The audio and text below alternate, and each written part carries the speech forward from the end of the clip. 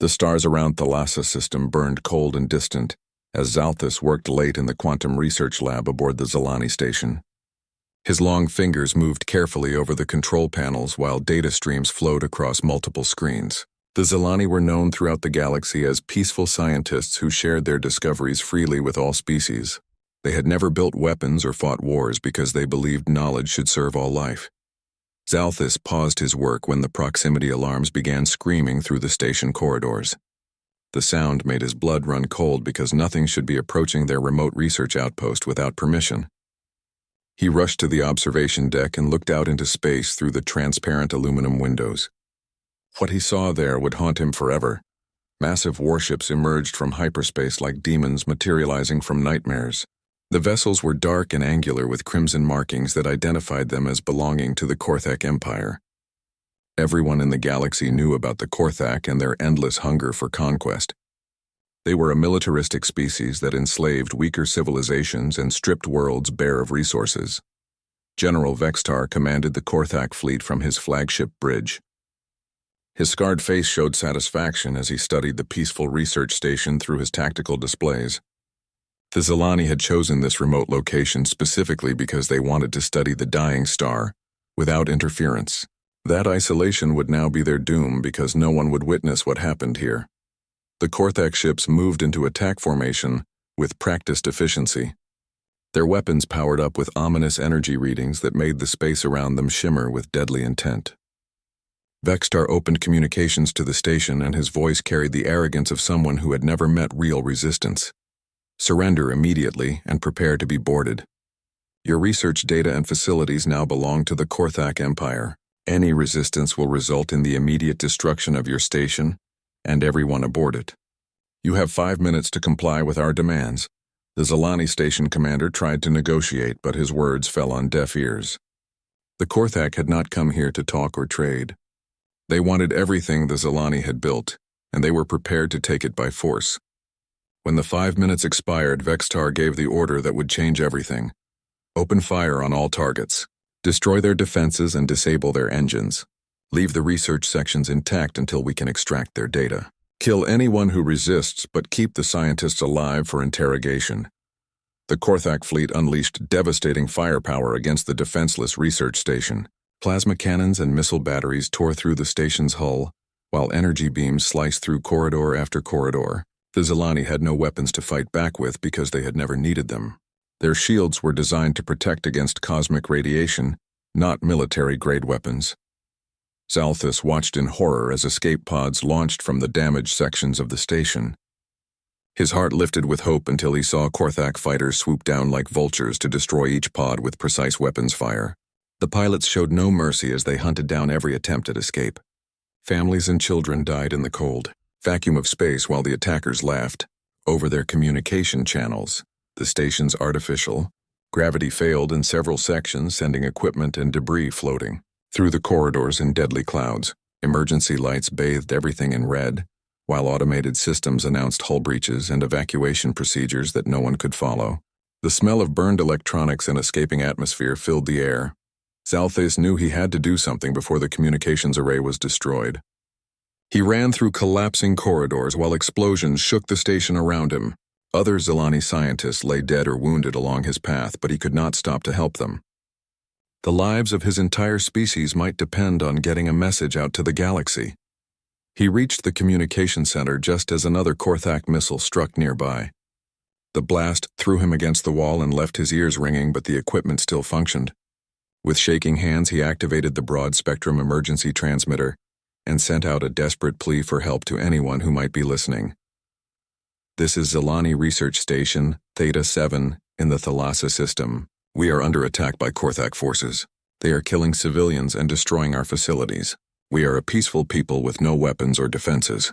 Please, if anyone receives this message, we need immediate assistance. We have medical treaties with many species and have always shared our knowledge freely. Please help us. The transmission went out on all frequencies just as another explosion destroyed the communications array. Zalthus was thrown to the floor as the lights went out and emergency power kicked in. He could hear the sound of Korthak boarding craft cutting through the station's hull. Soon they would be inside hunting for survivors.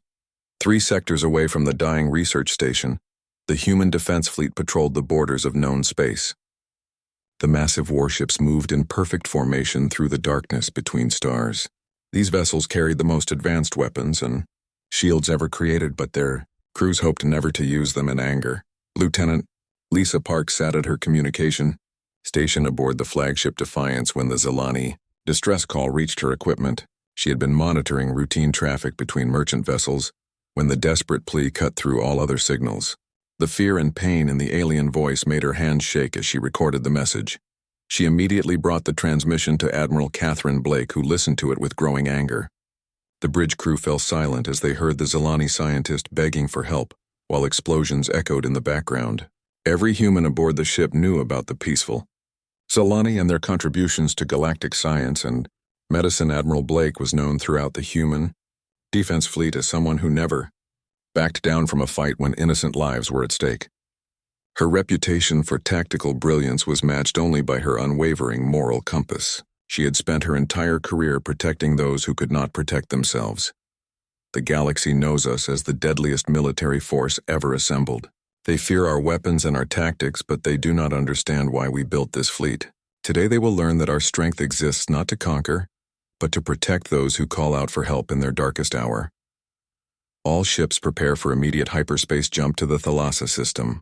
Set weapons to full combat readiness and coordinate with Fleet Command for maximum tactical effectiveness. We are going to war against the Korthak Empire, and we will show them why the galaxy should fear those who prey upon the innocent. The human defense fleet changed course with mechanical precision that spoke of countless hours of training and preparation. Their massive engines ignited with brilliant blue flames as they accelerated toward hyperspace. Behind them, they left the safety of human territory to answer the desperate call of strangers who needed their help. 48 hours after the Zilani distress call, space around the Thalassa system erupted in brilliant flashes of light as reality itself seemed to tear open.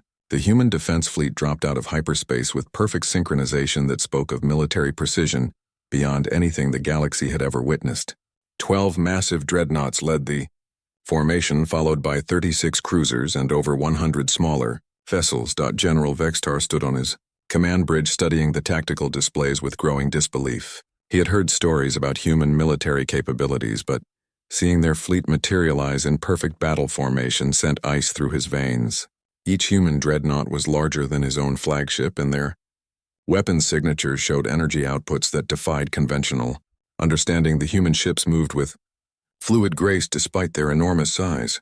Their formation shifted and flowed like a living organism while maintaining perfect spacing and coordination. Advanced sensors aboard the Korthak vessels detected shield strengths and armor thicknesses that made their own defenses seem like children's toys. Admiral Catherine Blake stood calmly on the bridge of her flagship, while status reports flowed in from every ship in her fleet. Her officers moved with quiet efficiency, born from years of training and absolute trust in their commander. The bridge crew knew they were about to engage a numerically superior enemy, but their confidence never wavered. Captain Ryan Morse coordinated fleet movements from his position at the tactical station. The veteran officer had fought in dozens of battles, but never against odds this steep. The Korthak fleet numbered over 200 ships compared to their own force of barely 150 vessels. Mathematics suggested this should be a slaughter, but mathematics had never faced human determination. Admiral Blake opened communications on all frequencies with a voice that carried the authority of someone who had never lost a battle. Her words were cold and professional, but carried an underlying threat that made even hardened Korthak warriors feel uncomfortable.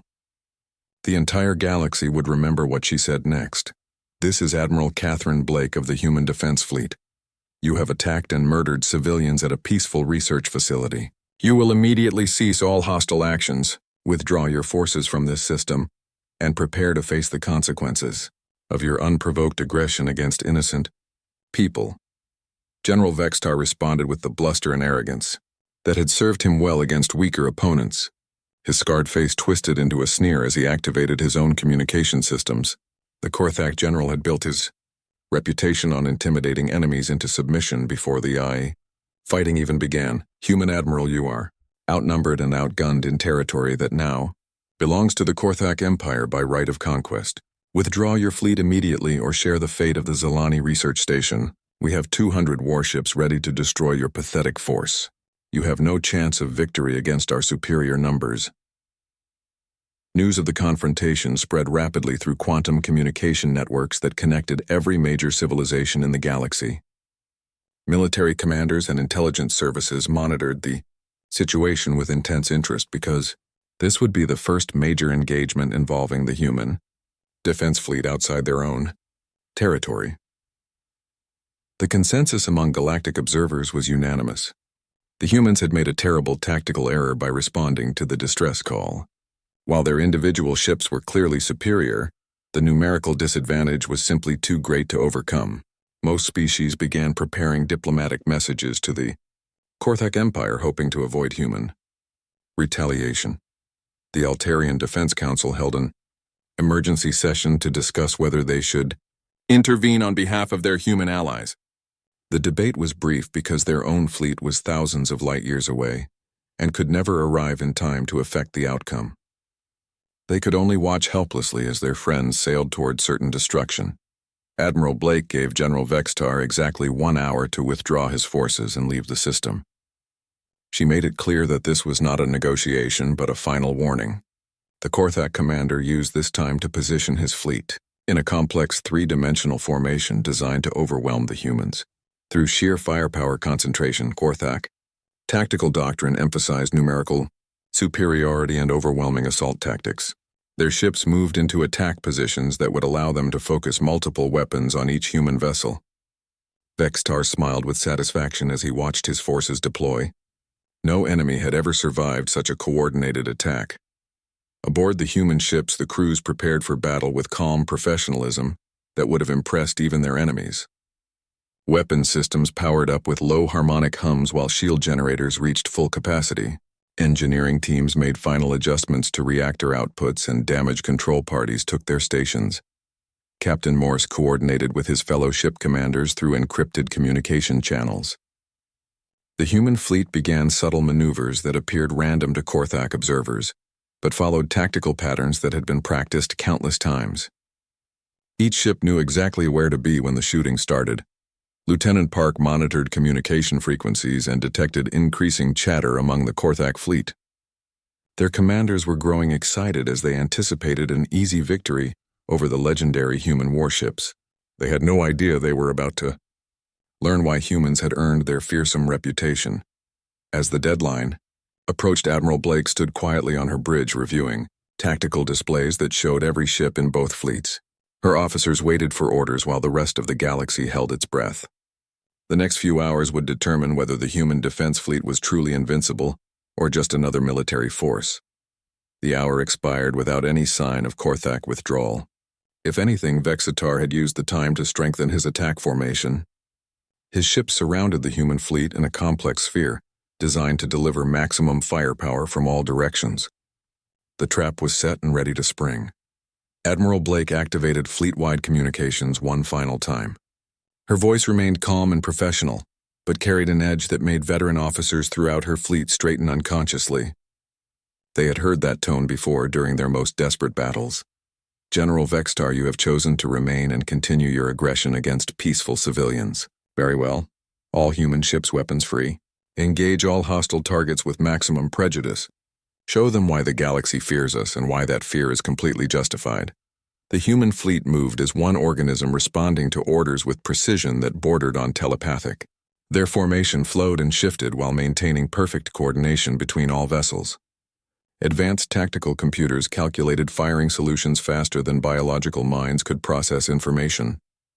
What happened next would be studied in military academies throughout the galaxy for centuries to come. The human defense fleet demonstrated why they were considered the most dangerous military force ever assembled. Their weapons spoke with voices of thunder, while their shields shrugged off enemy fire like raindrops. The battle began with a display of human military coordination that defied everything the galaxy understood about space warfare. The human defense fleet did not charge headlong into the Korthak formation like barbarian raiders. Instead, they executed a series of complex maneuvers that seemed impossible for vessels of their enormous size. Admiral Blake's flagship led a formation that flowed through space like liquid mercury. The massive dreadnoughts moved with grace that belied their bulk, while smaller vessels darted between enemy positions with predatory efficiency. Their coordination was so perfect that Korthak tactical computers could not predict their next moves. The human weapons fired with devastating precision that turned the vacuum of space into a light show of destruction. Each shot found its target with accuracy that suggested their targeting systems could see the future. Plasma beams lanced through Korthak hulls while missile salvos overwhelmed enemy point defenses. General Vextar watched in growing horror as his carefully planned formation was systematically dismantled. The humans seemed to anticipate every move his fleet made, while their own tactics remained completely unpredictable. His numerical advantage meant nothing against such overwhelming technological and tactical superiority. Within the first 30 minutes of combat, the Korthak fleet lost over 40 ships without destroying a single human vessel. Their weapons bounced harmlessly off advanced shield systems while human return fire punched through their armor like paper. The battle was becoming a massacre, but the humans showed no signs of slowing down. Captain Morse coordinated the assault from his position aboard the Defiance while his weapons officers called out target acquisitions and successful hits.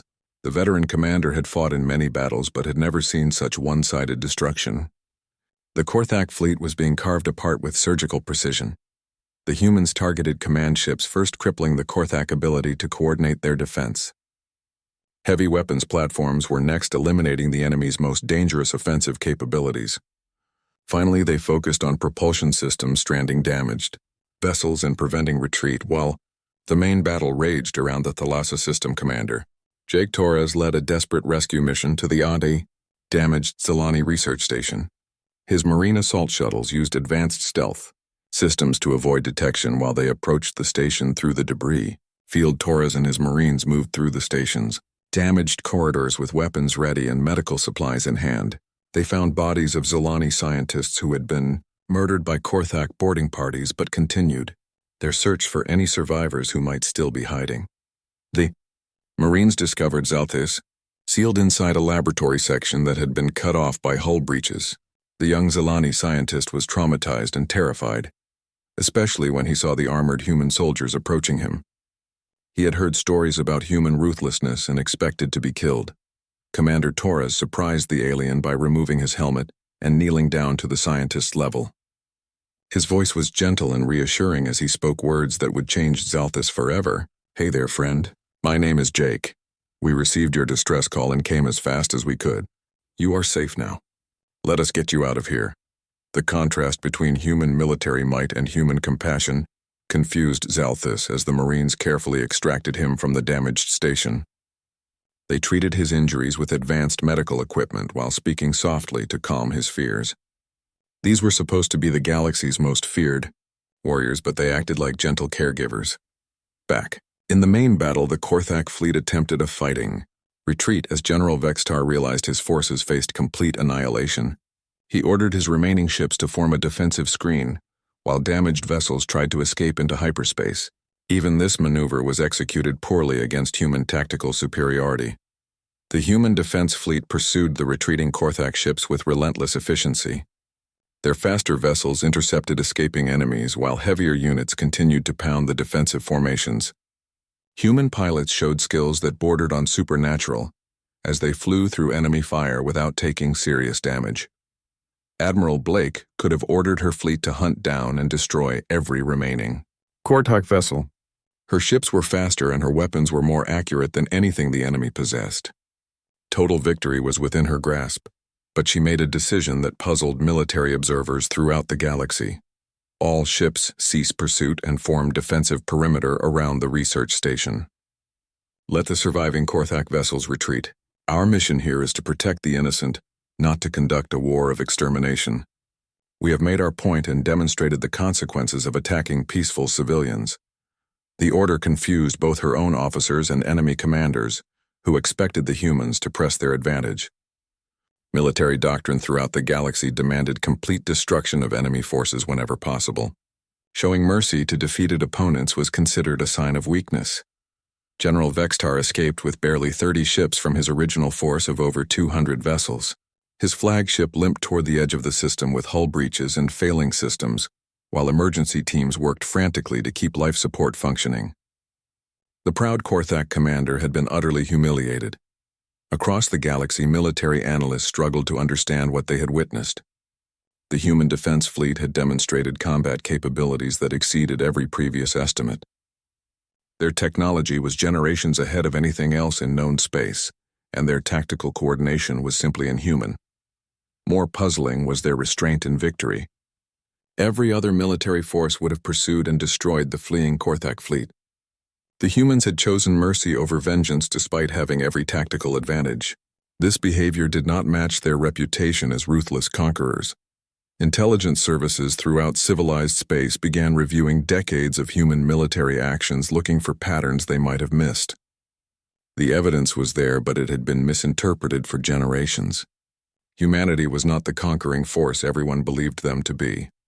The Battle of Thalassa lasted less than 4 hours from first shot to final ceasefire. In that time, the human defense fleet had destroyed or crippled over 170 Korthak warships, while suffering only minor damage to their own vessels. It was the most one-sided military victory in recorded galactic history. As the human ships formed a protective formation around the damaged research station, their true purpose began to emerge. They had not come here to conquer territory or claim spoils of war. They had answered a distress call from strangers simply because it was the right thing to do. Aboard the human flagship Defiance, Dr. Amanda Ross worked with gentle precision to treat Zalthis while the young Zalani scientist watched her every move with growing amazement. The human medical officer explained each procedure before performing it and asked permission before touching him. This behavior completely contradicted everything he had heard about human ruthlessness. Dr. Ross noticed the confusion in her patient's large eyes as she bandaged his wounds with advanced healing compounds.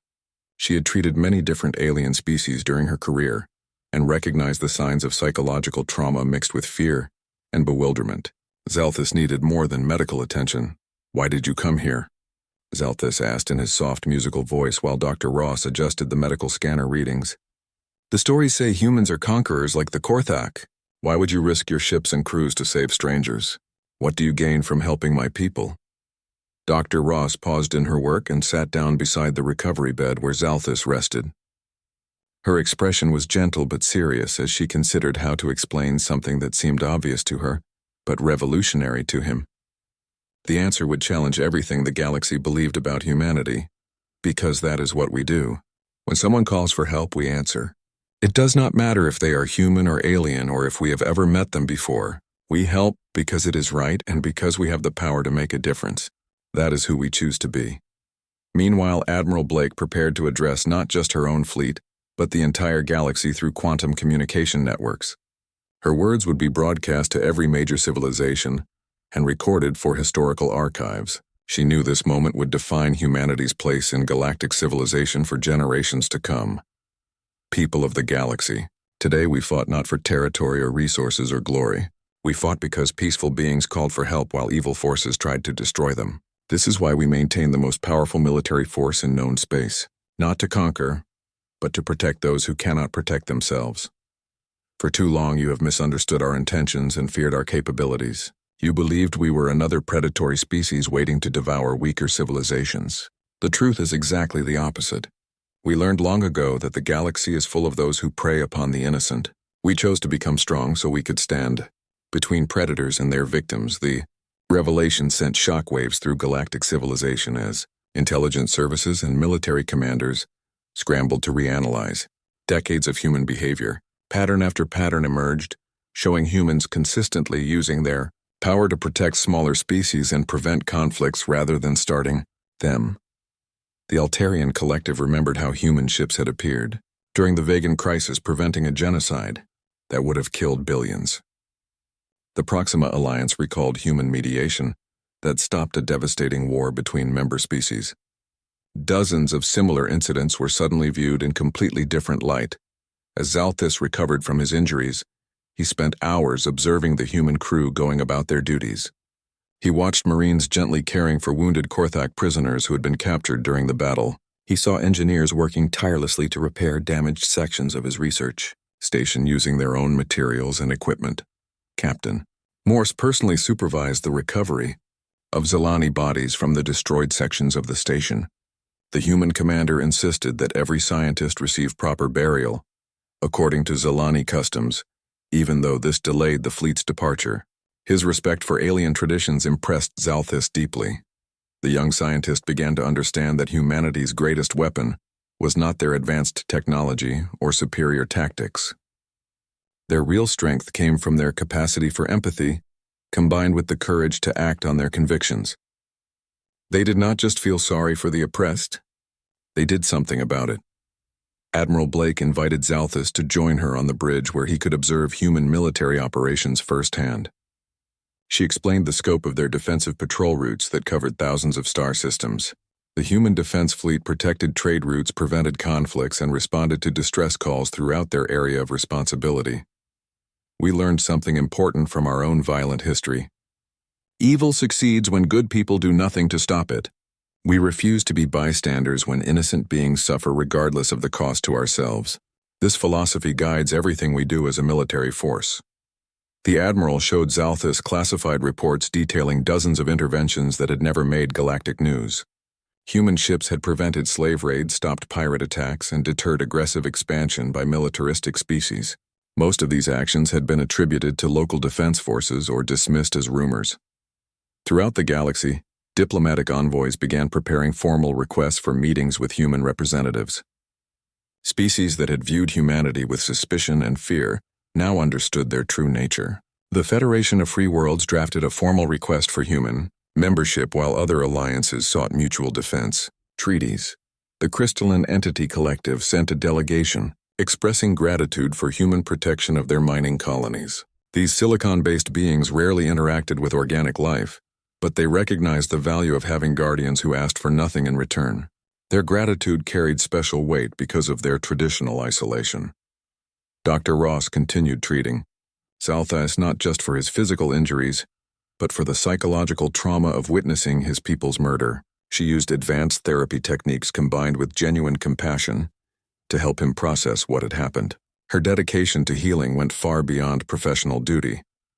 The human medical officer also coordinated with Zilani physicians to ensure proper care for survivors who might be found elsewhere. She shared advanced medical technology freely while learning about Zilani biology and healing techniques. This exchange of knowledge exemplified the cooperation humans sought with other species. Zalthis realized he was witnessing something unprecedented in galactic history. A species with overwhelming military superiority was choosing to use that power responsibly. Humans could have conquered the galaxy centuries ago, but instead they had appointed themselves as its protectors. As news of the battle spread, the galaxy began to see humanity in an entirely new light. They were not conquerors waiting to strike, but guardians standing watch over civilization itself. Their fearsome reputation was earned protecting the innocent, not exploiting the weak. 6 months after the Battle of Thalassa, the galaxy had fundamentally changed in ways that no one could have predicted. Ambassador Elena Cruz found herself overwhelmed with diplomatic requests as species throughout known space sought formal relationships with humanity. Her small embassy staff worked around the clock, processing alliance treaties, mutual defense pacts, and trade agreements. The Federation of Free Worlds formally invited humanity to join their democratic alliance, bringing with them not just military protection but advanced technology and scientific knowledge. The Proxima Trade Consortium offered exclusive trading rights worth billions of credits. Even isolationist species like the Ethereal Collective reached out, seeking human protection for their border territories. Zalthis had become an unofficial ambassador for the new understanding of humanity traveling throughout Zilani space and beyond. He spoke at scientific conferences, government assemblies, and public forums, sharing his first-hand account of human compassion and sacrifice. His message resonated with audiences who had lived in fear of human aggression. The humans did not save me because they wanted something in return. They risked their lives and ships because they believed it was the right thing to do. When I asked them why they came, Dr. Ross told me it was simply who they choose to be. That is the kind of people we should all strive to become. The Zilani became some of humanity's strongest advocates in galactic politics. Their peaceful nature and scientific reputation lent credibility to their support for human policies. They shared their advanced research more freely with human scientists, leading to breakthrough discoveries in medical, technology, space travel, and energy production. Joint Zilani human research stations began operating throughout both species' territories. These facilities combined human engineering capabilities with Zilani theoretical knowledge to solve problems that neither species could tackle alone. The collaboration became a model for interspecies cooperation that other civilizations began to emulate. Meanwhile, the remnants of General Vextar's fleet limped back to Korthak space carrying news that shattered their empire's worldview. The Korthak military doctrine was built on the assumption that they possessed the galaxy's most powerful armed forces. Discovering human superiority forced them to reconsider everything they believed about strength and conquest. Of Vextar faced court-martial and disgrace for his devastating defeat, but the true impact went much deeper. Younger Korthak leaders led by the general's own daughter began questioning their empire's aggressive expansion policies. If humans opposed conquest rather than practicing it, perhaps there were better ways to achieve greatness. The Korthak Empire began internal reforms that emphasized diplomatic solutions and legitimate trade relationships over military expansion. Their warrior culture adapted to focus on defending their territory rather than attacking others. This transformation shocked galactic observers who had considered the Korthak irredeemably militaristic. Trade routes that had been dangerous for centuries became safe as the mere knowledge of human patrol schedules deterred pirate attacks and aggressive actions. Merchant vessels began displaying human friendship symbols not because they were required to, but because doing so guaranteed safe passage. Through contested territories, a new phrase entered galactic languages called human response time. When aggressive species considered attacks on peaceful neighbors, they had to factor in how quickly human warships could arrive to intervene.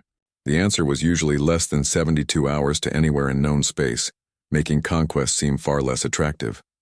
Smaller species no longer lived in constant fear of predatory neighbors. The aquatic collective expanded their underwater cities without worrying about surface raids. The insectoid hives began establishing colonies in previously contested systems. Dozens of minor civilizations flourished under the protection of human shields. Admiral Blake was invited to speak at the Galactic Peace Conference, where representatives from over 200 species gathered to discuss the new political reality. Her speech would be remembered as one of the defining moments in galactic history because it explained the philosophy that had guided human actions for generations. Strength without compassion becomes tyranny. Compassion without strength becomes helplessness. We chose to become strong so that we could afford to be compassionate. Our greatest fear was never conquest by others. Our greatest fear was becoming conquerors ourselves. She revealed that humanity had built their military might as a shield, not a sword. Their greatest victory was not any battle they had won, but the fact that they had never used their power for conquest. Every human weapon existed to protect innocent life rather than destroy it. The conference established new protocols for responding to distress calls and protecting peaceful species. Humanity agreed to coordinate their defensive operations with other major powers while maintaining their commitment to rapid response. The galaxy finally had a system for preventing tragedies like the Thalassa attack. Dr. Ross received the Galactic Medical Service Award for her treatment of Zalthus and her efforts to establish trauma counseling programs for attack survivors. Her techniques became standard, practiced throughout civilized space, helping countless beings recover from the psychological wounds of violence. And War Commander Torres was promoted to general and placed in charge of training joint rescue operations between human marines and alien emergency services. His gentle handling of the Thalassa rescue became a case study in proper first contact procedures during crisis situations. Captain Morse received command of a new class of vessel designed specifically for humanitarian missions. These ships carried advanced medical facilities, engineering equipment, and supplies for disaster relief operations. They represented humanity's commitment to helping rather than harming other species. The story concluded with Zalthus standing on the observation deck of a new joint research station in the rebuilt Thalassa system. Human and Zilani scientists worked side by side developing technologies that would benefit all galactic civilization. The station served as a symbol of cooperation born from tragedy.